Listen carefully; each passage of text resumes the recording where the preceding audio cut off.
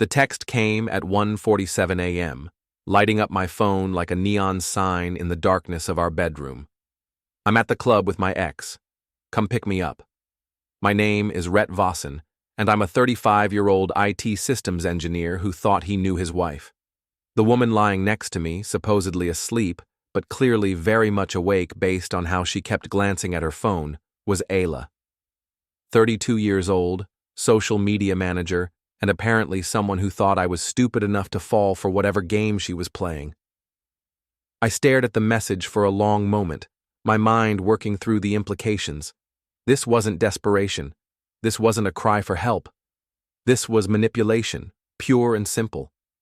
The kind of move someone makes when they want to create drama, force a reaction, maybe even set up some twisted narrative where I'm the bad guy for not rushing to rescue her from a situation she deliberately put herself in. You going to answer that? Ayla's voice cut through the darkness, trying to sound sleepy but failing miserably. Already did, I said, typing a simple response. Okay. But I didn't send it to her. I forwarded her entire message to Helena Trenwall, along with my response. Helena was Corbin's current girlfriend, Corbin being the ex mentioned in Ayla's text. Helena was sharp, vengeful, and definitely not the type to let something like this slide. My phone started buzzing immediately. First, Helena. Are you serious right now? Then another from Helena. I'm heading to the club. Then Ayla's phone started going crazy.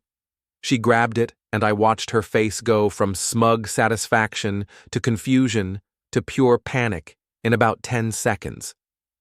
What did you do? She whispered, scrolling through what I assumed were increasingly frantic messages.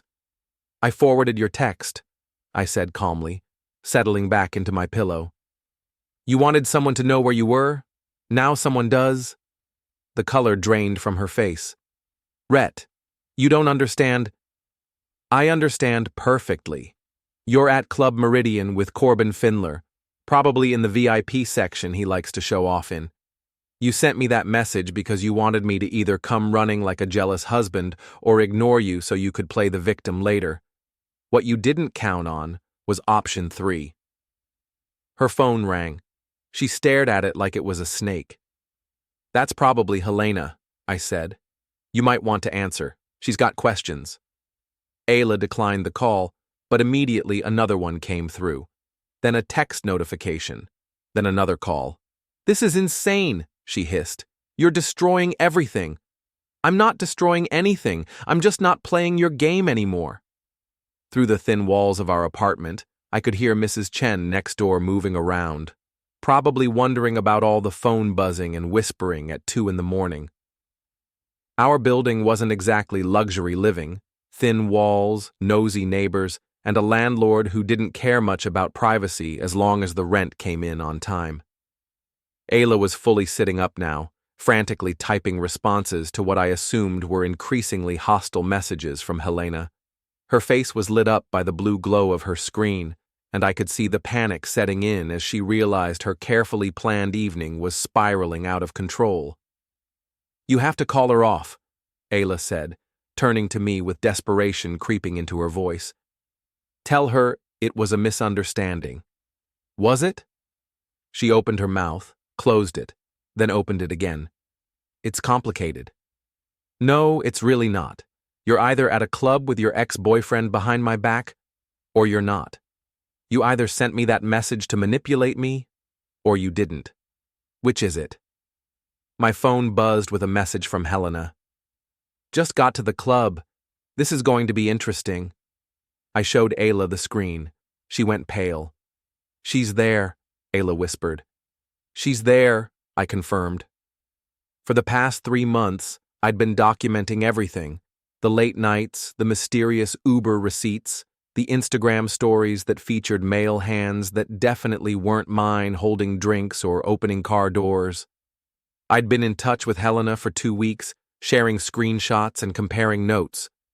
She'd been suspicious of Corbin's behavior too, the sudden guys' nights that coincided perfectly with Ayla's girls' nights. We'd been building a case, gathering evidence, waiting for the right moment. Ayla had just handed us that moment on a silver platter. My phone buzzed again. This time it was a video message from Helena. I opened it and held it so Ayla could see. The video showed the interior of Club Meridian, packed with people, music thumping in the background. Helena's voice was clear over the noise. Well, well, well. Look what we have here. The camera panned to show Corbin Findler, 34 years old, gym owner, the kind of guy who thought his biceps were a personality trait, sitting in a corner booth with his arm around a very familiar figure in a red dress. Ayla gasped. "That's you, isn't it?" I asked, though we both knew the answer. The video continued. Helena approached the booth, and we could hear her voice getting louder. "Corbin! What a surprise to find you here, and with company." People were starting to turn and look. Someone in the background was already holding up their phone, filming the confrontation.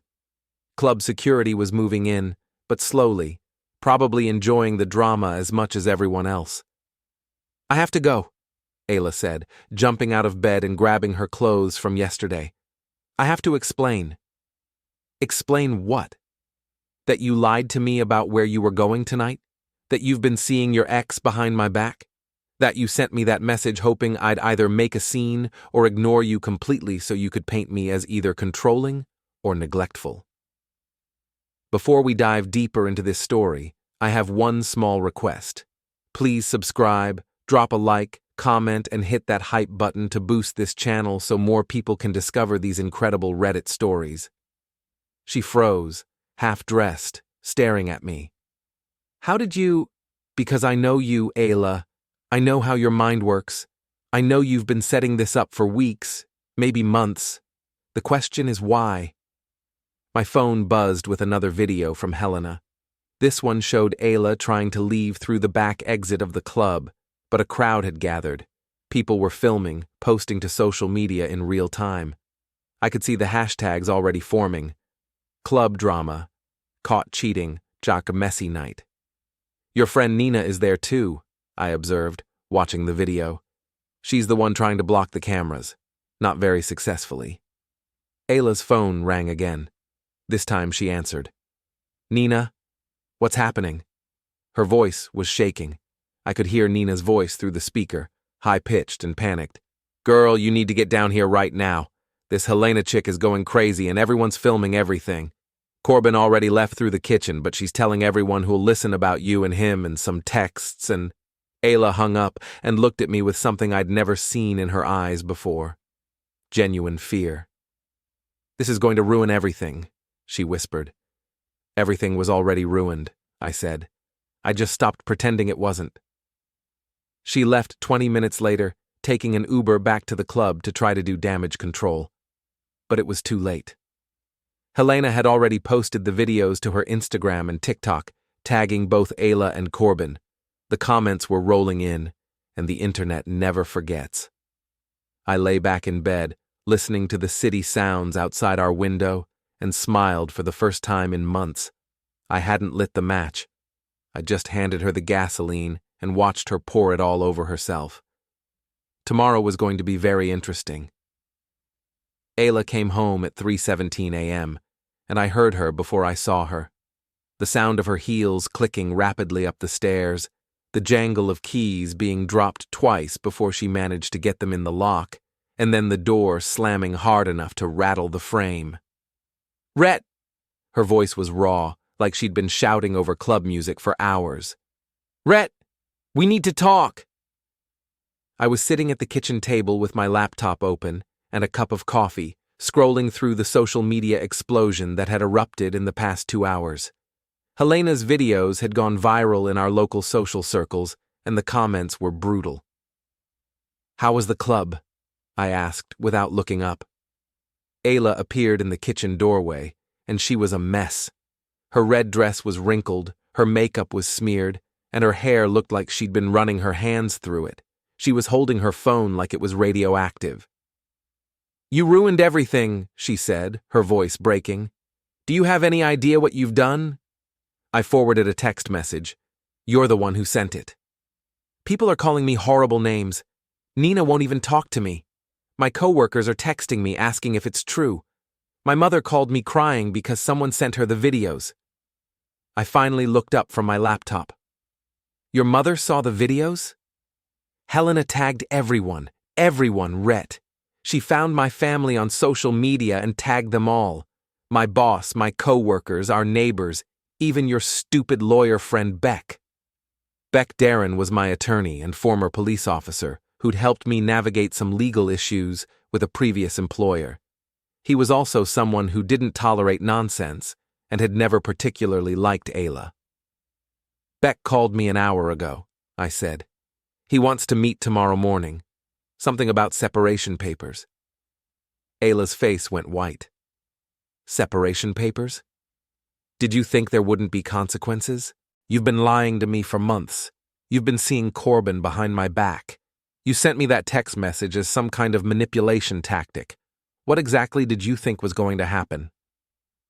She slumped into the chair across from me, and I could see her phone screen lighting up with notification after notification. It wasn't supposed to happen like this, she whispered. How was it supposed to happen? She was quiet for a long moment, staring at her phone. Then she looked up at me with red-rimmed eyes. I wanted you to fight for me. Fight for you. You were with another man. I wanted you to come to the club and make a scene. I wanted you to show that you cared enough to be jealous, to be angry, to do something other than just sit there and accept whatever I did. The honesty was startling, and also infuriating. So you decided to cheat on me to get my attention. I wasn't cheating, not really. Corbin and I were just talking, just having drinks. Yes, we've been texting, but nothing physical happened. I turned my laptop around so she could see the screen. Helena had posted screenshots of text messages between Corbin and Ayla going back 6 weeks. They were intimate, flirtatious, and definitely crossed every line of appropriate behavior for a married woman. Helena found these on Corbin's phone, I said. She's been suspicious for a while, too. Apparently, he's not as clever as he thinks he is. Ayla stared at the screenshots, her face cycling through emotions: shock, embarrassment, anger, and finally, resignation. She went through his phone?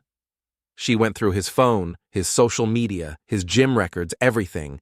Did you know he's been using the gym's membership database to find women to hit on? She found messages to at least 12 different women, including you. That's impossible. It's all documented. Helena's been building a case against him for weeks. She was planning to leave him anyway, but then I contacted her with my suspicions about you two, and we decided to work together. Ayla's phone rang. She looked at the caller ID and declined it. That's the 4th call from Nina in the past 10 minutes, she said. Maybe you should answer it. She's not calling to help. She's calling because people are asking her questions, and she wants to know what to tell them. My laptop chimed with a new notification. Helena had posted another video, this one taken outside the club. It showed Ayla trying to get into an Uber while people shouted questions at her. Nina was there, trying to shield Ayla from the cameras, but you could clearly hear her voice saying, I told her this was a bad idea. I told her not to text him. Nina threw you under the bus, I observed. Ayla watched the video with growing horror. She was supposed to be my friend. Friends don't usually help you cheat on your husband. I wasn't cheating. Then what do you call 6 weeks of secret text messages, late-night meetups, and lying to me about where you were going? She didn't have an answer for that. My phone buzzed with a text from Beck. Saw the videos, can file separation papers first thing Monday morning. You have everything documented. I showed Ayla the message. He's eager, she said bitterly. He's thorough, and he never liked you. Why not? Because he's a good judge of character. The comment hit harder than I'd intended, and Ayla started crying. Not the manipulative tears she'd used on me before, but genuine, exhausted sobs. I didn't mean for it to go this far, she said.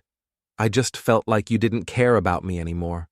You come home, you eat dinner, you watch TV, you go to bed. We never talk. We never go out. We never do anything exciting. So you decided to create excitement by having an emotional affair with your ex-boyfriend? I wanted to feel wanted again. Corbin made me feel attractive, interesting, like I mattered. And I didn't? Not for a long time. The admission stung, but it also clarified things. This wasn't just about tonight. This was about the slow deterioration of our relationship. The way we'd stopped communicating, stopped trying, stopped caring about each other's needs. But instead of talking to me about it, she'd chosen to seek validation elsewhere. You could have talked to me, I said. You could have told me you were unhappy. We could have tried counseling or therapy or just honest conversation. Would you have listened? We'll never know now, will we? My laptop chimed again. This time it was a notification from the local gossip blog, Metro Mess. Someone had sent them Helena's videos, and they'd written an entire article about the club confrontation. The headline read, "Local gym owner and married social media manager caught in cheating scandal." They'd used Ayla's professional headshot from her company website and Corbin's promotional photos from his gym. The article included quotes from clubgoers who'd witnessed the confrontation, screenshots of the text messages Helena had posted, and even a statement from the club's management about maintaining a respectful environment for all patrons. "We're in Metro Mess," I said, turning the laptop back toward her. Ayla read the article, her face getting paler with each paragraph. "This is going to destroy my career," she whispered. "Probably. And you don't care?" "I care. But I also care that you've been lying to me for months. I care that you sent me that text message as some kind of test. I care that instead of working on our marriage, you decided to blow it up in the most public way possible." Her phone buzzed with a text message. She looked at it and her face crumpled. "What now?" I asked. "My boss. She wants to see me first thing Monday morning. Something about discussing recent events and their impact on the company's reputation." Ayla worked for a small marketing firm that specialized in social media management for local businesses. Her professional reputation was built on understanding how to navigate social media, how to avoid scandals, and how to maintain a positive online presence. This debacle was going to destroy her credibility. "Maybe you can explain the situation," I suggested. "Explain what? That I was having an emotional affair with my ex-boyfriend and got caught when my husband forwarded my manipulative text message to the ex's current girlfriend, who then exposed everything on social media? That's a pretty accurate summary." She stared at me for a long moment, and I could see her trying to figure out if there was any way to salvage this situation, any way to spin it, minimize it, or shift the blame. "This is all your fault," she said finally. "How do you figure that?" "If you'd just come to the club like I asked, none of this would have happened. If you hadn't been at the club with your ex-boyfriend, none of this would have happened. If you'd been a better husband, I wouldn't have needed to go looking for attention elsewhere." And there it was, the blame shifting I'd been expecting. "You're right," I said, standing up and closing my laptop. "I wasn't a perfect husband. I got comfortable, lazy, took you for granted. But instead of talking to me about it, you decided to have an affair. Instead of working on our problems, you decided to create new ones. And instead of taking responsibility for your choices, you're trying to make this my fault." I headed toward the bedroom, but turned back at the doorway. "You sent that text message because you wanted to create drama. Well, congratulations. You got more drama than you bargained for." As I closed the bedroom door, I could hear her phone buzzing again. The internet never sleeps, and neither does a good scandal. Tomorrow was going to be even more interesting. Monday morning arrived with the subtlety of a freight train. I woke up to 17 missed calls, 43 text messages, and a voicemail from my boss asking if I needed to take some personal time to deal with family issues. Apparently, Metro Mess had picked up the story again, this time with a follow-up article titled, "Cheating Scandal Update, Social Media Manager Put on Leave."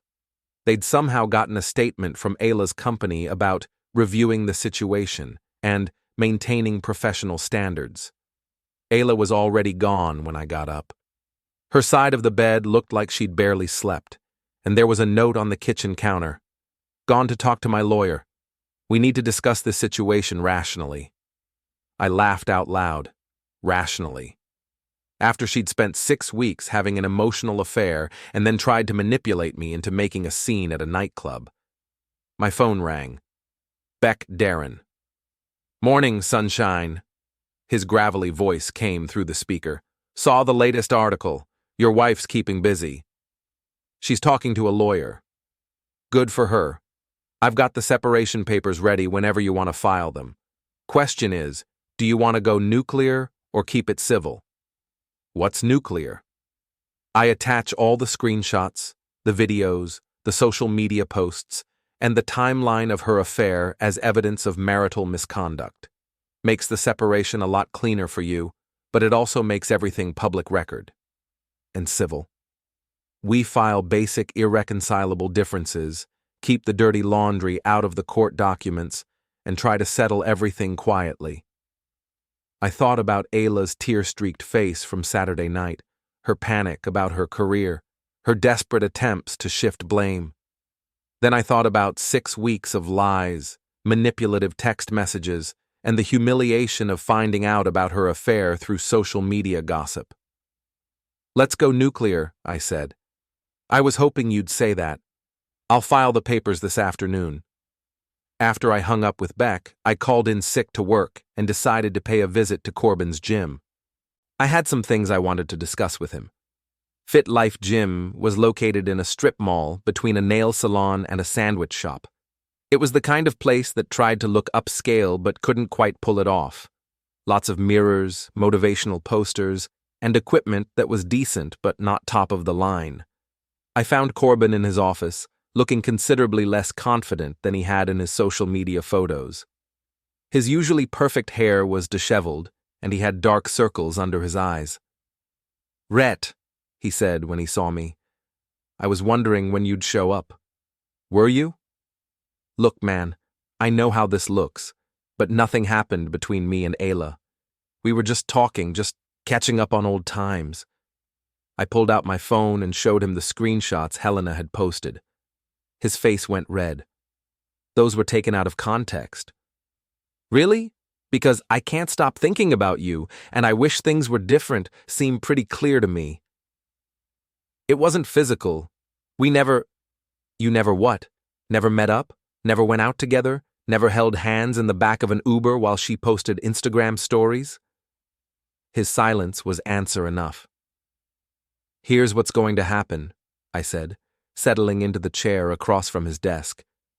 "You're going to stay away from my wife, completely. No texts, no calls, no social media contact, nothing. We're both adults. You can't control who we talk to." "You're right. I can't. But I can make your life very uncomfortable if you don't." "Is that a threat?" "It's a promise." I stood up and headed for the door, but turned back before leaving. "Oh, and Corbin? You might want to check your Yelp reviews. Seems like word is getting around about your extracurricular activities." His face went pale. "What are you talking about?" "Helena posted those screenshots of your messages to 12 different women, remember? Turns out some of them were your clients. They're not happy about being hit on by their gym owner." I left him staring at his computer screen, probably frantically checking his business's online reviews. My next stop was Ayla's workplace. I didn't go inside, that would have been crossing a line. But I did sit in the parking lot and watch as she emerged from the building at 11:30 a.m., carrying a cardboard box. She saw me and walked over to my car. "They let me go," she said through the passenger window. "I'm sorry." "No, you're not." She was right. I wasn't. They said my personal conduct reflected poorly on the company's values and reputation. 27 months I worked there, and they threw me away because of one weekend. One weekend that was the culmination of 6 weeks of lying and cheating. I wasn't cheating. Fine. 6 weeks of emotional infidelity and deception. Feel better? She didn't answer, just stood there holding her box of personal items, looking lost. My lawyer says I can sue you for intentional infliction of emotional distress, she said finally. Your lawyer is an idiot. Everything I did was forward a text message you sent me. Everything else was Helena's doing, and she was just responding to her boyfriend's infidelity. You coordinated with her. You planned this. I shared information with someone who had a right to know her boyfriend was cheating on her. Just like you had a right to know if I was cheating on you. This is different. How? She couldn't answer that either. My phone buzzed with a text from Jesse, my coworker, and the closest thing I had to a tech-savvy friend. Dude, saw the articles. You need help with anything? I looked at Ayla, still standing there with her box, still trying to figure out how to make this my fault instead of hers. Actually, I said, I might need some help with a project. That evening, Jesse came over with his laptop and a bottle of whiskey. He was 28, single, and had strong opinions about people who cheated on their spouses. So, what's the plan? He asked, setting up his computer on my kitchen table. Corbin's gym has a big screen TV in the main workout area. They use it to show motivational videos during peak hours. And I'm thinking it might be interesting if Helena's club videos accidentally got projected during tonight's spin class. Jesse grinned. I like the way you think. What's their network setup like? Basic wireless system. They're not exactly cybersecurity experts. This should be fun. It took Jesse about an hour to figure out how to access the gym's media system remotely.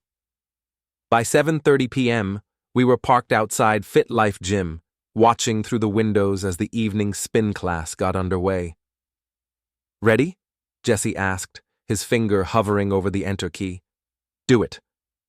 The motivational video that had been playing on the big screen suddenly cut out, replaced by Helena's footage from the club. The sound was crystal clear, and every person in that spin class could see and hear Corbin being confronted about his affair with a married woman. The reaction was immediate. People stopped pedaling and stared at the screen. Someone pointed at Corbin, who was leading the class from the front of the room. He spun around to see what they were looking at, and his face went through several shades of red before settling on a sickly green. He rushed to the back of the room to try to shut off the system, but Jesse had locked him out.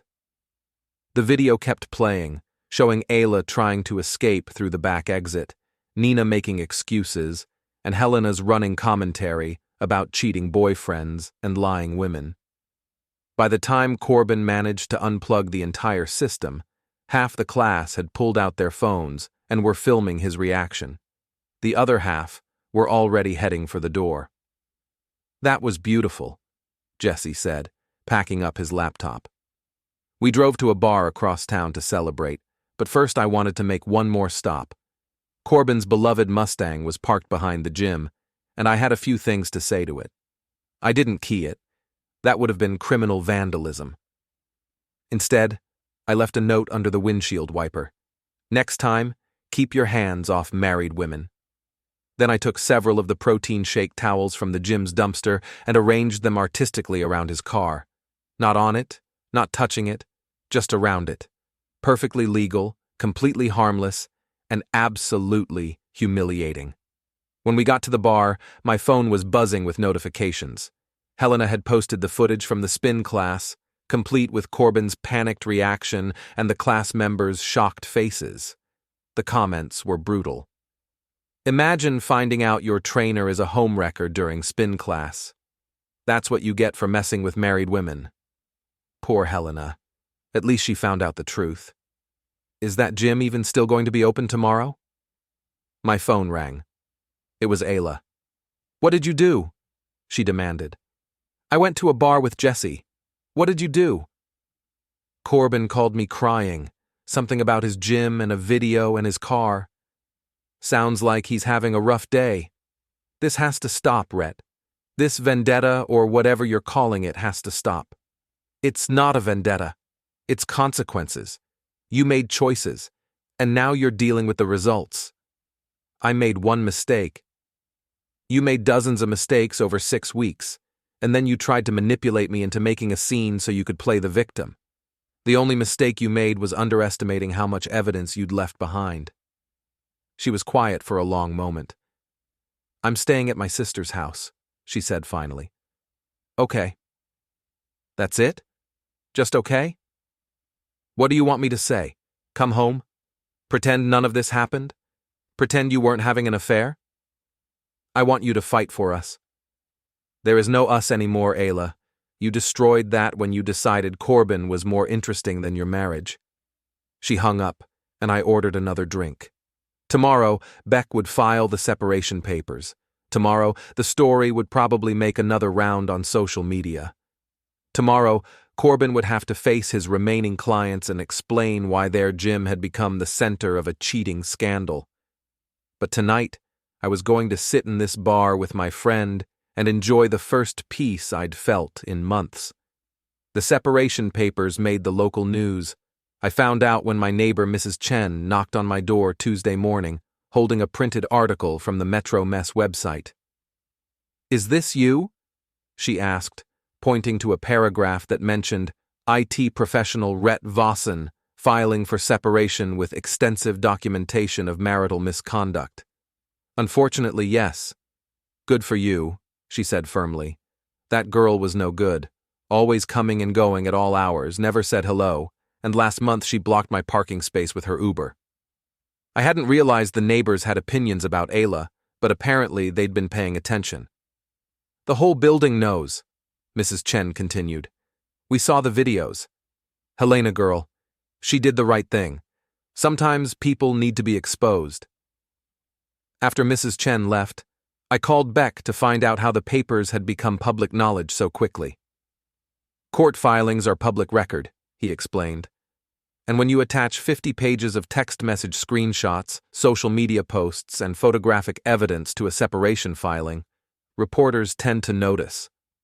50 pages? You said go nuclear. I went nuclear. Every lie, every secret meetup, every manipulative text message. It's all there, documented and time-stamped. And Ayla's seen this? Her lawyer called an hour ago, screaming about invasion of privacy and emotional distress. I told him that everything we filed was either sent directly to you or posted publicly on social media. No privacy was invaded. My phone buzzed with a text from an unknown number. "This is Ayla's sister Jennifer. We need to talk." I showed the message to Beck over video call. "Don't," he advised. "Anything you say can be used against you later. Let me handle all communication with her family." But Jennifer didn't wait for me to respond. She showed up at my apartment building that evening, along with Ayla's parents. I watched them from my window as they argued in the parking lot about what to say to me. Jennifer wanted to appeal to his reasonable side. Ayla's mother wanted to give him a piece of her mind. Ayla's father just looked tired and embarrassed. When they knocked, I answered with my phone recording. "Rhett," Jennifer started, "we need to discuss this situation like adults." "What situation?" "You're destroying my sister's life over a misunderstanding." "What misunderstanding?" Ayla's mother stepped forward. "She made a mistake, but she's learned from it. This public humiliation needs to stop." "I'm not publicly humiliating anyone. I filed legal separation papers based on documented evidence of infidelity. Everything else is other people's reactions to your daughter's choices." "You coordinated with that Helena woman," Jennifer accused. "You planned this whole thing." "I shared information with someone who deserved to know the truth about her boyfriend, just like I deserved to know the truth about my wife." "But did you have to make it so public?" Ayla's father asked quietly. "Couldn't this have been handled privately?" "Your daughter sent me a text message at 1:47 a.m. telling me she was at a club with her ex-boyfriend. She wanted drama. She got drama."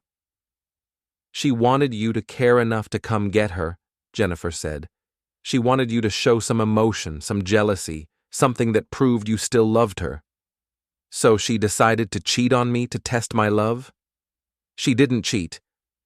6 weeks of secret communication, emotional intimacy, and physical meetups with her ex-boyfriend. What do you call that?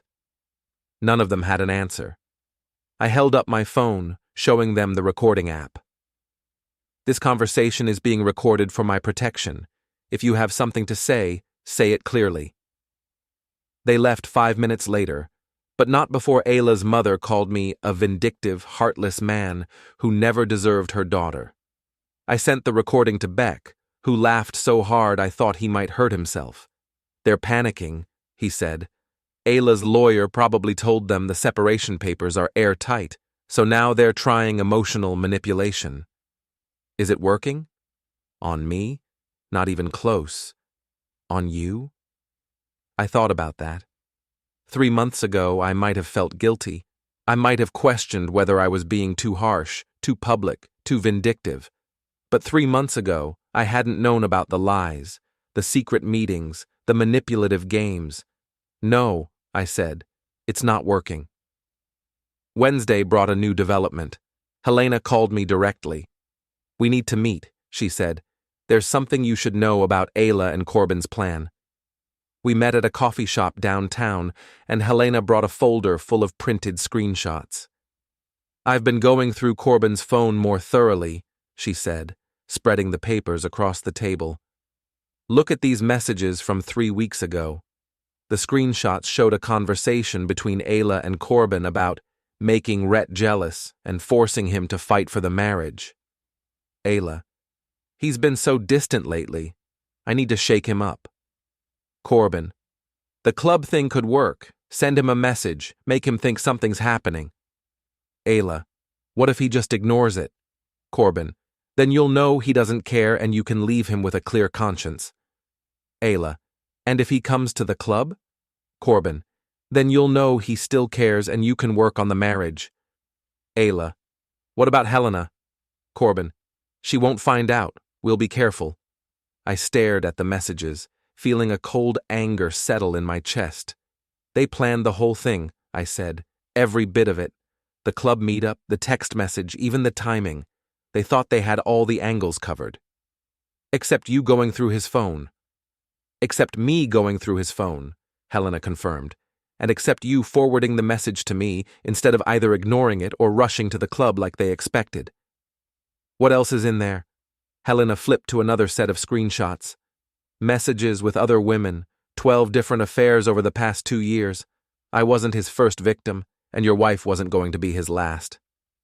The evidence was overwhelming. Corbin had been using his gym as a hunting ground, targeting women who were unhappy in their relationships or marriages. He'd perfected a system of emotional manipulation, promising them excitement and validation, while keeping multiple affairs running simultaneously. Ayla was just his latest project, Helena said. He was planning to string her along for a few more months, then move on to someone else. Does she know this? I sent her the screenshots this morning. Haven't heard back. My phone rang. Ayla. Don't answer, Helena advised. Let her stew in it for a while. But I was curious about her reaction, so I answered. You were right, she said, without preamble. Her voice was flat, emotionless. About what? About everything. Corbin, the manipulation, the lies, all of it. Helena showed you the messages? She showed me everything. The other women, the planning, the way he was playing me. I was just another conquest. For a moment, I almost felt sorry for her. Almost. That doesn't change what you did to our marriage, I said. I know it doesn't. But I need you to understand that I thought I was fighting for us. I thought if I could make you jealous, make you care enough to fight for me, we could fix things. By having an affair? By making you think I was having an affair. It was supposed to be fake, just enough to get your attention. But it became real. It became real, she admitted. Somewhere along the way, I started believing his lies about how special I was, how much better he could treat me than you did. I let myself get caught up in the fantasy. And now? Now I know it was all fake. The attention, the compliments, the promises. He was running the same game on 11 other women. I looked across the table at Helena, who was listening to my side of the conversation with interest. "What do you want from me, Ayla?" "I want to come home. I want to try to fix this." "It's too late for that." "It doesn't have to be. We could go to counseling, work through this, start over." "You filed a lawsuit against me yesterday for emotional distress. Your family came to my apartment to harass me. You've spent the past week trying to make this my fault instead of taking responsibility for your choices. I'll drop the lawsuit. I'll tell my family to leave you alone. I'll do whatever it takes." What it would take is going back in time and not having an affair in the first place. Since that's impossible, we're getting divorced. Separated. We're getting separated. For now. She was quiet for a long moment, and I could hear her crying. "I'm sorry," she said finally. "I'm sorry for all of it. The lying, the cheating, the manipulation. I'm sorry for hurting you and embarrassing you and destroying everything we built together." "I believe you." "But it doesn't matter?" "It matters, but it doesn't change anything." After I hung up, Helena raised her coffee cup in a toast. "To consequences," she said. "To consequences," I agreed. Thursday brought news that Corbin's gym was closing. Between the viral videos, the terrible reviews, and the exodus of female clients who'd discovered his predatory behavior, Fit Life Gym couldn't survive the scandal. Friday brought news that Ayla had dropped her lawsuit and was moving back to her hometown to stay with her parents while she figured out her next steps. Saturday brought the first quiet weekend I'd had in months. I spent it cleaning the apartment, organizing my belongings, and planning my new life as a single man. It wasn't the life I'd expected to be living at 35, but it was honest in a way my marriage hadn't been for months. Sunday evening, I got a text from Helena. "Corbin's moving back to his ex-wife in another state. Apparently she's the only person who'll still talk to him." I replied, "What about you? What's next?" "I'm thinking about starting a support group for women who've been manipulated by cheating boyfriends. Turns out, there's a market for it." I laughed, genuinely amused for the first time in weeks. My phone buzzed with one last message, this one from Beck. "Divorce papers will be ready Monday if you want to make it official." I stared at the message for a long time, thinking about the past week, the past month, the past year of my marriage, thinking about trust broken and lies exposed and consequences faced. Then I typed back, "Let's make it official." Outside my window, the city lights twinkled like stars, and for the first time in months, the future looked bright. The divorce papers were supposed to be served quietly, professionally, without drama. That was the plan Beck and I had agreed on. Clean, simple, final. Ayla had other ideas.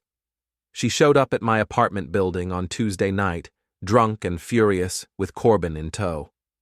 I watched from my window as they argued in the parking lot about what they were going to do, how they were going to fix this mess. Mrs. Chen called me from the lobby. "Those two are down here making noise," she said. "The drunk girl is demanding to see you, and the muscle boy looks like trouble. Should I call the police?" "Not yet," I said.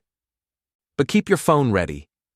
I could hear them in the stairwell, Ayla's voice echoing off the concrete walls. "This is ridiculous, Rhett. We need to talk like adults." When they reached my floor, I opened the door before they could knock. "Ayla, Corbin, this is unexpected." Ayla looked terrible. Her hair was unwashed, her clothes were wrinkled, and she smelled like she'd been drinking for hours.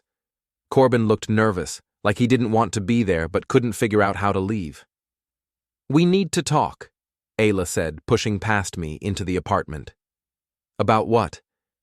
"About this divorce. About the papers you served me. About ruining my entire life over one mistake.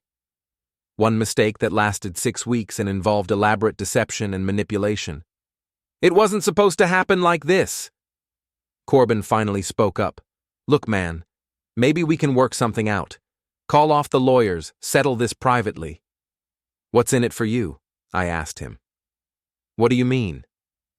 Your gym is closed, your reputation is destroyed, and Helena posted screenshots of your messages to 12 different women. What do you care if Ayla and I get divorced? He glanced at Ayla, and I saw something pass between them. They're still together, I realized. Even after you found out about the other women, even after you discovered he was manipulating you, you're still with him. Ayla's face flushed red. It's complicated. It's pathetic. Don't talk to her like that, Corbin said, stepping forward. Or what? You'll beat me up? In my own apartment? In front of witnesses? I gestured toward the hallway, where I could see Mrs. Chen peeking around the corner with her phone out. This whole building knows who you are, I continued. They've seen the videos, read the articles, heard about your gym closing. You think beating up a computer nerd is going to improve your reputation? Corbin backed down, but Ayla wasn't finished. I want you to withdraw the divorce papers, she said. Why? Because I'm asking you to. Because we were married for 3 years. Because I made a mistake, and I'm sorry. You're not sorry. You're sorry you got caught. That's not true. Then why are you here with him? If you're really sorry, if you really want to work on our marriage, why did you bring your boyfriend to my apartment? She didn't have an answer for that. My phone buzzed with a text from Helena. Saw Corbin's car in your neighborhood. Everything okay? I showed the message to Ayla and Corbin. Helena's keeping tabs on you, I said to Corbin. Probably smart, considering your track record. She's crazy, he muttered. She's thorough. There's a difference. My phone rang. Helena. I'm downstairs, she said. Thought you might need backup. Come on up. Ayla went pale. You called her? She called me. 2 minutes later, Helena knocked on the door. She looked composed, professional, and completely sober, a stark contrast to Ayla's disheveled appearance. Corbin, she said pleasantly. Ayla, what a surprise to find you here together. We're trying to have a private conversation, Ayla said, in the hallway of an apartment building, with the neighbors filming. Helena held up her phone, which was recording video. This is harassment, Corbin said. This is documentation, Helena replied. You two showing up drunk at Rhett's apartment, demanding he change his legal decisions, bringing your affair into his home. It's all going to make great evidence if this goes to court. What court? Ayla asked. Well, there's the divorce proceedings, where this video will show you're still involved with the man you had an affair with. There's the potential restraining order hearing if you keep showing up at Rhett's home uninvited. And there's the criminal court if Corbin here decides to get physical. The fight went out of both of them. Ayla slumped against the wall, and Corbin looked like he wanted to disappear. Here's what's going to happen, I said. You're going to leave. You're going to stop contacting me about the divorce. You're going to let the lawyers handle everything from now on. And if we don't, Corbin asked, then Helena posts this video along with all the other evidence she's collected about your relationship, your affair, and your pattern of manipulating women. The internet never forgets, and you two have already given it plenty to remember. They left without another word, and I could hear them arguing all the way down the stairs. Helena stayed for another hour, helping me document the incident and sending copies of the video to Beck for the legal file. They're not going to give up easily, she warned. People like that don't accept consequences gracefully. She was right. Over the next week, Ayla tried calling, texting, emailing, and even sending messages through mutual friends. She promised to change, threatened to fight the divorce, begged for another chance, and accused me of being vindictive and cruel. I ignored all of it. Corbin tried a different approach, showing up at my workplace parking lot to talk man to man. I called building security, who escorted him off the property and banned him from returning. Their desperation was almost sad, but it was also revealing. They'd built their relationship on lies, manipulation, and betrayal. Now that those tactics weren't working, they had nothing left. The divorce was finalized on a Thursday morning in November. I sat in Beck's office, signing papers and transferring assets, officially ending 3 years of marriage. Any regrets? Beck asked as we finished the paperwork. I thought about it. 3 years of shared meals, shared beds, shared dreams. 3 years of building a life together, making plans, believing we had a future. I regret that it ended this way, I said finally. I regret that she chose to have an affair instead of talking to me about our problems. I regret that she tried to manipulate me instead of being honest with me. But I don't regret exposing the truth. I don't regret refusing to be manipulated, and I don't regret standing up for myself. That evening, I went home to my apartment now, not ours, and opened a bottle of wine. I sat on the couch, looking around at the space that was finally completely mine. My phone buzzed with a text from Helena. Heard the divorce went through. Congratulations on your freedom. I replied, thanks. What about you? Any word from the happy couple? Corbin's ex-wife kicked him out after 3 days. Ayla moved back in with her parents. They're still together, but barely. Turns out a relationship built on lies doesn't have much foundation. Shocking. Right? Who could have predicted that? I set my phone aside and raised my wine glass in a toast to the empty apartment. To consequences, I said out loud. To truth. To moving forward.